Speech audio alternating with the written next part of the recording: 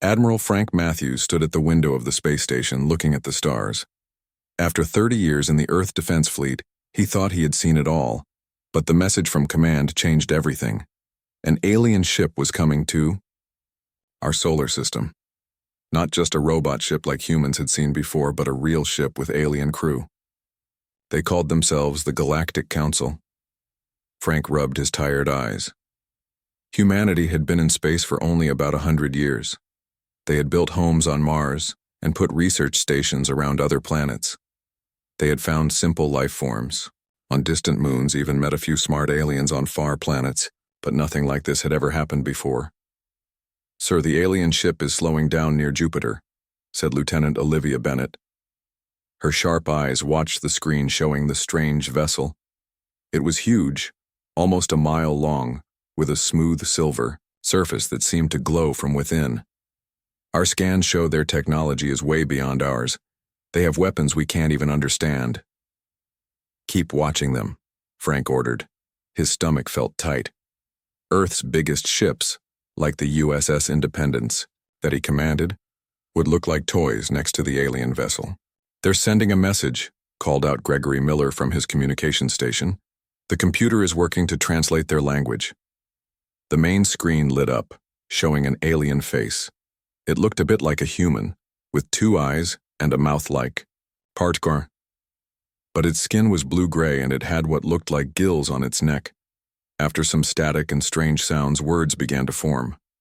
"I am Ambassador Zex Toril of the Galactic Council," said the alien. Its voice sounded artificial, processed through translation computers.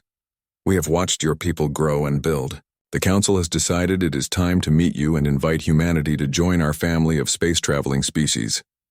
Over the next 7 days, Frank and his team talked carefully with the aliens. Ambassador Zexatoril explained that the Council included 27 different alien civilizations who ran this part of the galaxy together. They had rules about when to introduce themselves to new space-traveling species, and humans had just reached that point. While these talks happened, other Council members studied human history. This made Frank nervous. Dr. Heather Russell, who studied alien minds and behaviors, was put in charge of showing the aliens around. "They keep asking about our wars," she told Frank during a private meeting. "They've requested every bit of information about World War I, World War II, how we used nuclear bombs, and even our movies and books about fighting." Frank frowned. "What do you think they're looking for?" "I think they're trying to figure out if we're dangerous," Heather said. "And honestly, from their viewpoint, we might look that way." On the final day of meetings aboard the Independence, Frank noticed that Ambassador Zexatoril seemed different. The alien's body language had changed. Its movements were stiffer, its voice colder. "After studying your species," the ambassador said, "the Council has concerns. You have potential, but you are too aggressive. We must insist that you limit your military growth and slow down your expansion into space." Frank kept his face calm, but inside he felt a flash of anger. "With respect, Ambassador, Earth makes its own decisions about how to protect itself and grow." The alien's eyes narrowed slightly. "You misunderstand, Admiral. This is not a suggestion. The Council has voted. These rules will be put in place, or there will be trouble. Many species have joined our galactic community, but all must follow our laws." "And if we choose not to follow these rules?" Frank asked carefully. The ambassador's voice became even colder. "Then the Council will be forced to take steps to ensure compliance, for the safety of all civilizations in this sector." After the aliens left the meeting room, Frank turned to Lieutenant Bennett. "Call Earth Command right away. We need to prepare for all possibilities." "You think they're threatening us, sir?" Olivia asked, her voice low. "I know they are," Frank replied. "The question is whether they're bluffing." Back on Earth, President Diana Wells received the transmission from the Independence. The Oval Office felt too small as she paced back and forth, listening to Admiral Matthews' report. "So these aliens just show up and start making demands?" She asked, anger clear in her voice. "Who do they think they are?" "They think they're in charge, Madam President," Frank replied through the secure channel. "They have technology far beyond ours. Their ships could probably destroy our entire fleet before we could fire a single shot." Diana stopped pacing. What exactly are they demanding? That we reduce our military by 80%, that we stop expanding beyond Mars, that they get to approve any new technology we develop. Frank's face on the screen looked grim. Basically, they want to turn us into a controlled species. Not going to happen, Diana said firmly. Earth doesn't bow to bullies no matter what galaxy they come from. While Earth's leaders discussed their options, the alien ship moved away from Jupiter, taking position just beyond the moon. More council. Ships appeared at the edges of the solar system, their engines glowing in the darkness. On the Galactic Council's main ship, Ambassador Zexatoril met with Captain Krell Vor, the military leader of the expedition. The humans reject our terms, said the ambassador. They insist on full independence and continued military development. Captain Krell Vor made a sound that might have been a laugh. As expected, young species always overestimate their importance. They think their freedom is worth dying for. Should we attempt more diplomacy? Asked Zexatoril. Some on the council suggested giving them more time to understand their place in the galactic order. The full council voted, Krell Vor replied sharply. They had their chance to accept our generous offer. Now they will learn what happens to species that defy the council's will. Back on the Independence, Frank watched the screens as more alien ships entered the solar system. His officers worked frantically trying to understand the aliens' capabilities and find any weakness. Admiral, called Gregory from communications, we're picking up transmissions between the alien ships. They're encrypting most of it, but we caught part of a message. It mentioned something called Protocol 17 and species containment procedures. Frank's blood ran cold. He had studied enough history to know what those kinds of terms usually meant. Get me Earth Command again, he ordered, and begin full battle preparations. I think we're about to find out if humans are as dangerous as they think we are. As the Earth Defense Fleet moved into defensive positions, ordinary people across the planet looked up at the night sky. News of the alien demands had spread quickly. In cities and towns, people gathered in streets and parks, watching the stars, and wondering what would happen next. Humanity stood at a crossroads. The Galactic Council had voted for humans to submit or face consequences. Now Earth needed to make its own choice. Bow to the demands of aliens who saw them as children to be controlled, or stand and fight for their right to determine their own future. What no one yet realized was that this choice would change the fate of not just Earth but the entire galaxy. The great meeting hall of the Galactic Council was silent. 27 alien leaders sat around a huge round table made of ancient stone. The room was inside a massive space station that had existed for thousands of years. Councillor Nexavaril stood up. He was one of the oldest members of the council, his skin a pale green with deep wrinkles. His species, the Proteans, had been part of the council from the beginning. Fellow council members, he said, his translator changing his clicks and whistles into words everyone could understand. We must talk about the humans, they are dangerous. The room lit up with moving pictures, images of Earth's many wars, pictures of nuclear explosions, and charts showing how fast human technology was growing. Look at these facts, Nexavaril continued, pointing at the images. In just 300 of their years, they went from simple machines to faster-than-light travel. Their history is full of fighting. Their movies and games make heroes out of warriors. They spend more money on weapons than on helping their poor.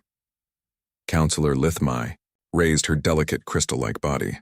She was from the Senti Collective, a group of aliens known for their peaceful ways. We should remember our own histories, she said in a soft voice. Many of us went through violent times before finding peace. I have studied human art and stories. They also show great kindness and deep thinking. That doesn't matter, said Nexavaril, his voice getting louder. Our computers show that if humans keep growing as they are now, in 200 years they will be as strong as all of us combined. They will take resources from every system they can reach. Remember what happened with the Krell. Everyone in the room became very quiet. The Krell were a species that had expanded too quickly, taking over planets and killing billions before the Council finally stopped them. Grand Arbiter Zilthos, the leader of the Council, spoke up. His large eyes blinked slowly as he looked around the room. What do you suggest we do, Counselor Nexveral? The rules are clear, replied Nexveral. We should let them join the council, but with strict controls. They must cut their military by 80%. They cannot leave their home, solar system until they learn to be more peaceful. And we must watch over all their new technology. Ambassador Zex Toral, who had just returned from meeting the humans, stood up. I told their leaders these requirements. They refused all of them right away. They said no one has the right to limit their growth. Murmurs of alarm spread through the room. Most council species accepted the wisdom of the group without question. Then we have no choice, said Nexveral. According to Council Law 1294, I ask for a vote. We must send humans a final warning. If they do not obey, we will use military force. The vote was quick. Most council members raised their hands, tentacles, or other limbs in agreement. Only the Senti Collective and 2 other peaceful groups did not vote. The decision is made, announced Grand Arbiter Zilthos. Ambassador Zex Toral, send the final warning to Earth. Captain Krelvor, prepare the enforcement fleet. Meanwhile, on Earth, President Diana Wells stood before the United Earth Parliament. The huge room was packed with representatives from every nation on the planet. The Galactic Council has demanded that we cut our defenses, stop exploring space, and let them control our technology, she said, her voice strong and clear. They claim this is for galactic safety. I call it what it really is, trying to make slaves of free people. The room erupted with angry shouts of agreement. We offered friendship, Diana continued when the noise died down. They answered with threats. We offered to work together, and they demanded we obey them. Humanity will not bow to bullies, not ever. Senator Richard Owens from the North American Alliance stood up. What can we do against their technology? Their ships are 100 years ahead of ours. We adapt, said Diana firmly. It's what humans have always done. Every military base is now working on new weapons and defenses.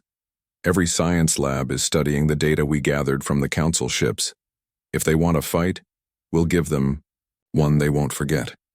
In orbit around Saturn, more council ships appeared every day. They formed a blockade, stopping Earth ships from going past the ringed planet. On Earth, factories changed from making cars and household goods to producing weapons and ship parts. The colonies on Mars and the Moon prepared for war. Admiral Frank Matthews watched all this from the USS Independence. His ship patrolled the space between Earth and Mars, ready to defend humanity's 2 homes. Lieutenant, what's the latest count on council ships? He asked Olivia Bennett. 47 confirmed vessels, sir, she replied, looking up from her screen. Most are gathered near Saturn, but they've started moving smaller ships closer to IE. Mars, Frank nodded grimly. And our fleet? 22 combat-ready ships, including the Independence. Another 15 could be ready within a week if we pull crews from the defense platforms. It wasn't enough, they both knew it. But humans had faced bad odds before. Sir, called out Gregory Miller from Communications. Incoming transmission from the Council fleet. It's marked as an official final warning. Put it on screen, Frank ordered. Ambassador Zexus Toral's face appeared. He looked even colder than before. People of Earth, the alien said. The Galactic Council has considered your refusal to accept our terms. This is your final opportunity to comply. Reduce your military forces by 80%. Cease all expansion. Beyond Mars. Submit all new technology for Council approval. You have 3 Earth days to begin these actions. If you refuse, the Council will take steps to enforce compliance. The screen went dark. Frank looked around at his crew. They were scared. He could see it in their eyes. But they were also determined. Send a message to Earth Command, he said to Gregory. Tell them the Council just declared war. In her office in Washington, President Diana received the message. She sat quietly for a long moment thinking about what was coming. Then she pressed a button on her desk. General Adams, this is the President. Activate Project Phoenix. Authorization code, Wells 729 Alpha. Yes, Madam President, came the reply. Project Phoenix is now active. May God help us all. Project Phoenix was humanity's secret weapon. Hidden in underground bases around the world, Scientists and soldiers had been working day and night since the Council first made their demands. They were studying alien technology, testing new weapons, and preparing for the worst. Diana walked to the window and looked up at the night sky. Somewhere up there, aliens who thought they knew everything about humans were preparing to attack. They thought their better technology guaranteed victory. They thought humans would give up rather than face destruction. They don't understand us at all, she whispered to herself. The Council had voted for war, thinking it would be a quick, easy fight. They believed humans would surrender when faced with superior force. They were about to learn a painful lesson about humanity. The Galactic Council had made their decision. Earth was making its own, and the fate of both hung in the balance. The first attack came without warning.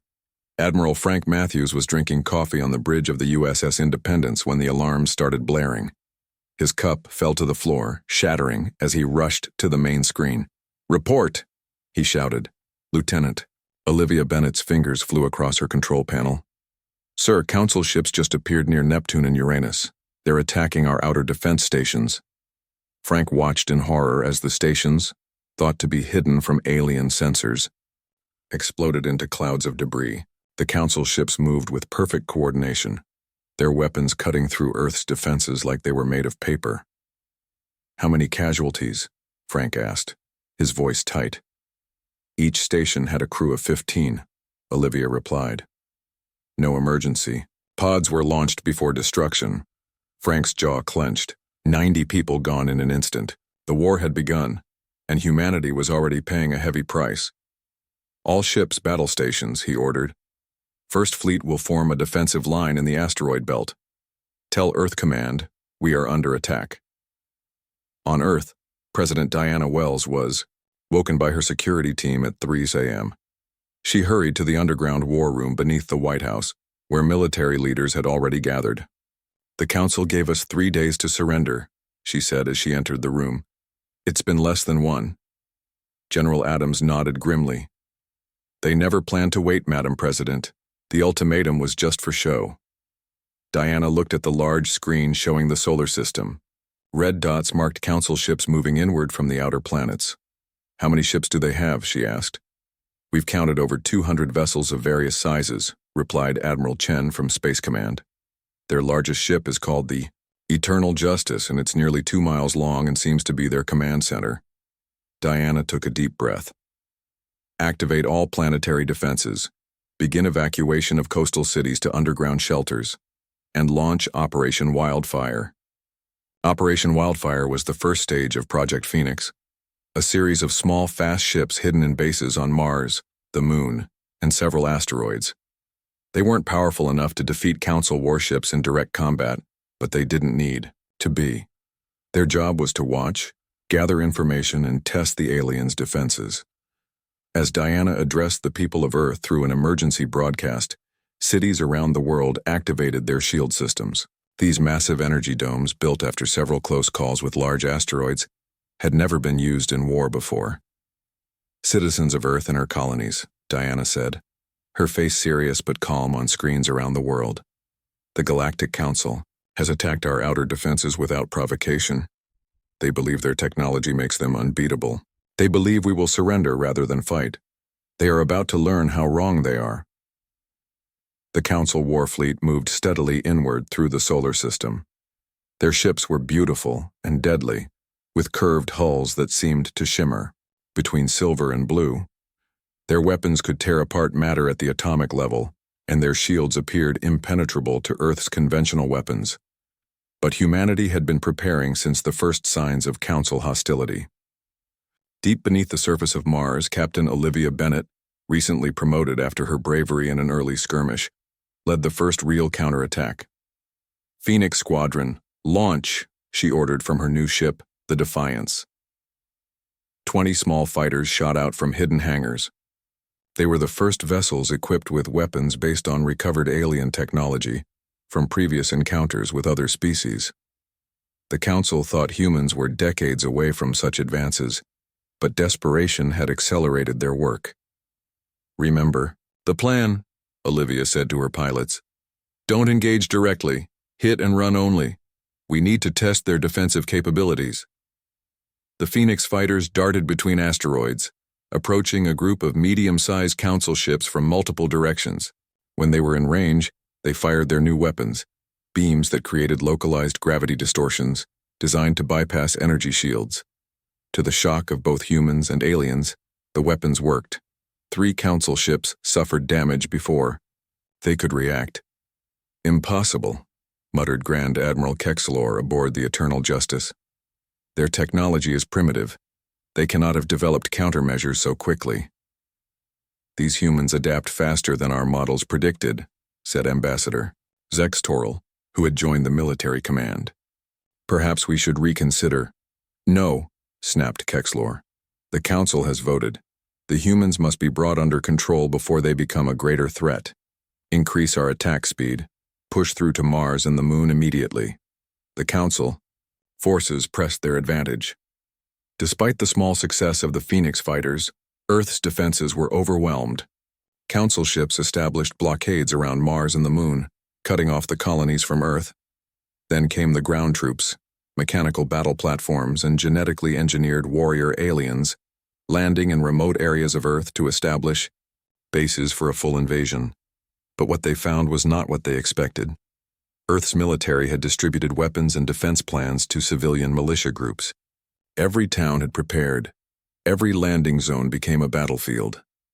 The aliens had expected frightened civilians. Instead, they found determined fighters willing to die for their homes. In space, the USS Independence led a desperate attack on the Council's supply lines. Admiral Frank Matthews knew it was likely a suicide mission, but they had to disrupt the enemy's operations. All hands, prepare for hyperspace jump, he ordered. His crew, though scared, worked with perfect discipline. They had trained for this moment. The Independence appeared in the middle of a Council supply group, 3 large carriers and their escort ships. Before the aliens could react, the human vessel launched all its missiles and fired all its guns. 2 alien carriers exploded and a third was heavily damaged, but the counterattack was swift and overwhelming. The Independence shuddered as alien weapons tore through its hull. "Engine core is critical, sir," shouted an engineer. "We're going to blow." Frank opened a channel to all Earth forces. His last message would become famous. Earth endures. Earth fights. Earth does not surrender. The Independence exploded, taking with it several more Council ships that had moved in too close. Back in the Council chamber, Ambassador Zex Toril reported to the assembled leaders with growing concern. "This species fights unlike any we have encountered," he said. "They do not follow normal patterns. When traditional tactics fail, they try methods we would consider unthinkable." "Examples?" asked Grand Arbiter Zilthos. "They've begun using their own ships as bombs. They've armed civilians. They're adapting our technology at an alarming rate." Zexatoril paused. "And there are rumors they have weapons in development that our sensors cannot detect." Councillor Nexaveril dismissed these concerns with a wave of his long, bony fingers. "Increase the pressure. Target their food production, their water systems. Show them the cost of defiance." On Earth, in a bunker deep beneath what was once Denver, President Diana met with her war cabinet. The holographic map showed Council forces controlling nearly a third of Earth's surface, all of the Moon and Mars under heavy attack. "The situation looks bad," admitted General Adams. "But there's something the Council doesn't understand." "What's that?" asked Diana. Dr. Heather Russell, now head of the Psychological Warfare Division, spoke up. "Their greatest weakness is their psychology. Their whole civilization is built on rules, predictability, and consensus. We need to become what they fear most: chaotic, unpredictable, willing to do what they would never consider." Diana nodded slowly. "Is Project Lazarus ready?" General Adams' face was grim. "Yes, Madam President. But once activated, it cannot be stopped or controlled. It goes against every international treaty we've ever signed." Diana looked at the map again, at the red areas showing where Council forces had already killed millions of humans. "Authorize Project Lazarus," she said quietly. "May God forgive us for what we're about to do." The Council never saw it coming. Their intelligence had found all of Earth's major military bases, research centers, and command posts. They had systematically attacked and destroyed most of them.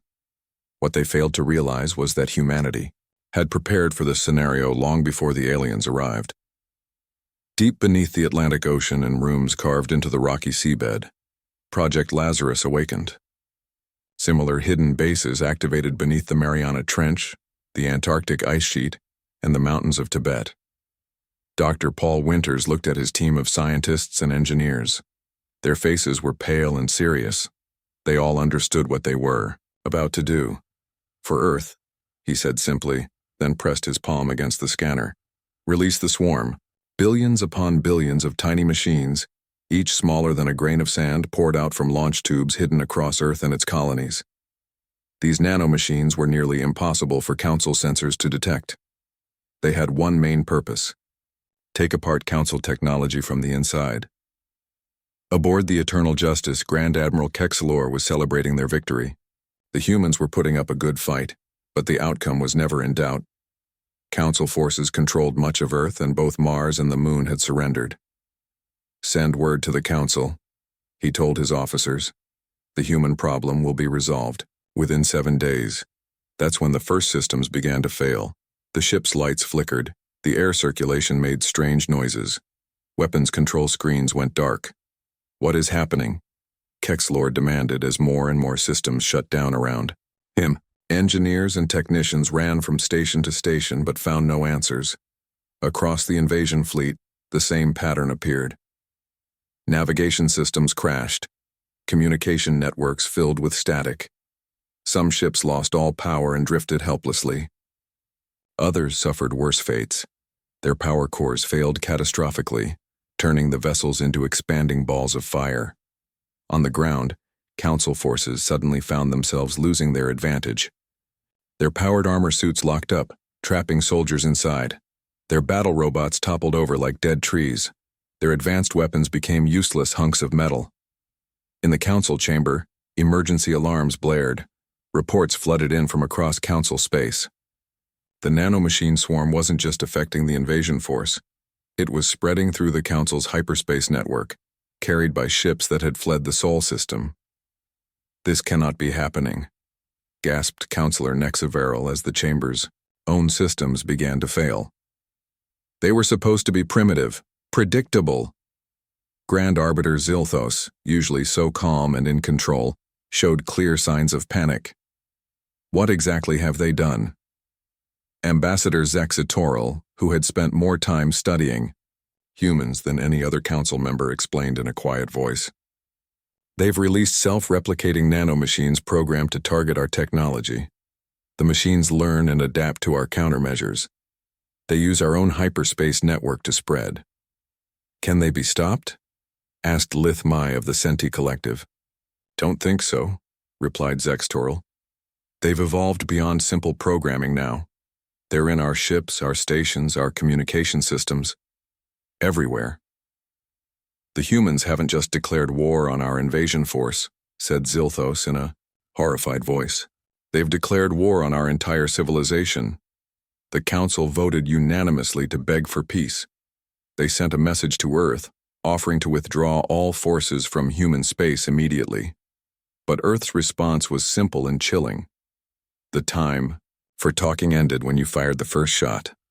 The nanomachine swarm continued its relentless spread. The Council tried everything to stop it.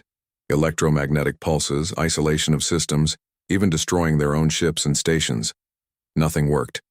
The machines adapted to each countermeasure, becoming more effective with each attempt to stop.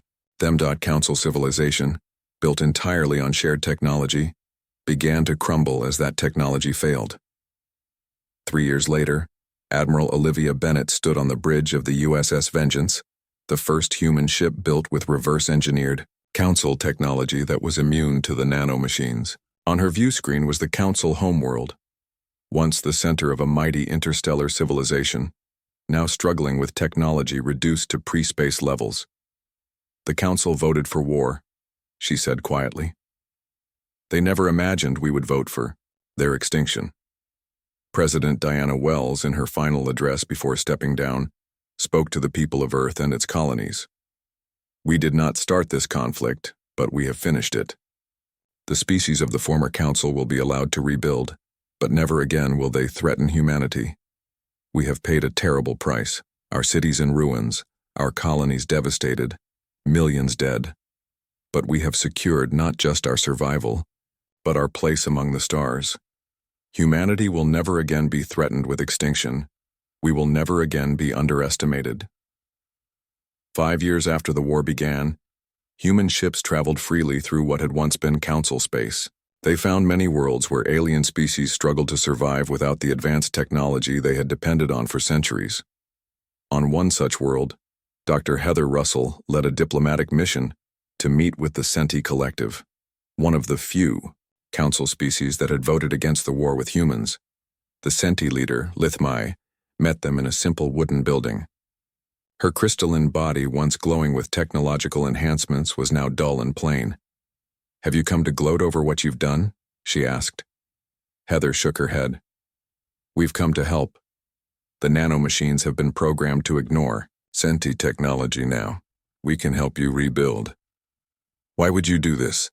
asked Lithmai. "After what the council tried to do to your people." "Because not all of you voted for war," Heather replied. "And because humans understand something the council never did, the difference between enemies and those who simply made poor choices." Over the next decade, humanity established a new order in the galaxy. Unlike the council, they did not force other species to follow their rules or give up their independence. Instead, they offered partnerships, trade, and mutual defense. Ambassador Zex Toril, one of the few council leaders to survive the collapse, was invited to Earth to witness the 10th anniversary of the peace. "I don't understand," he said to President Frank Matthews, formerly Admiral Matthews. "We almost destroyed your civilization. You could have left us all to die. Why didn't you?" "Because that's not who we are," Frank replied. "We'll fight with everything we have when threatened. We'll use weapons that terrify our enemies. But once the fighting is done, we choose to build rather than destroy." "The council never understood you," said Zexatoril. "We studied your wars, your weapons, your aggressive expansion. But we never studied your capacity for forgiveness." "That was your biggest mistake," said Frank. "You thought you were dealing with just another violent species to be controlled. You never realized that humans fight hardest not for conquest, but for freedom, both our own and others." As human ships helped rebuild worlds across the galaxy, the lesson was clear to all the surviving alien civilizations. The Council had made a fatal error in judgment.